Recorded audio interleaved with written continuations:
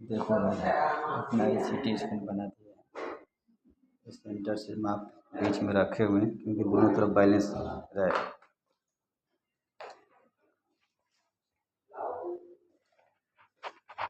तो ये अपना मार्किंग पूरा पहले पूरे टेबल का माप ले लेने का, पूरी मार्किंग मार लेने का पूरे कि सीधे में देखो। उसके फिर बीच का सेंटर निकालना है, दोनों तरफ फिर बीच में पहले देखो इसमें ग्रेनाइट मारा हुआ है तो भाई त्रिवेटी है रेड पत्थर। जैसे कल मैं डाला था उसको देखो,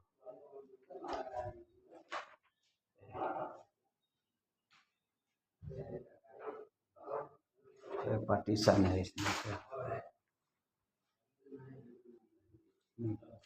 कांच होगा, स्लाइडिंग चलेगा।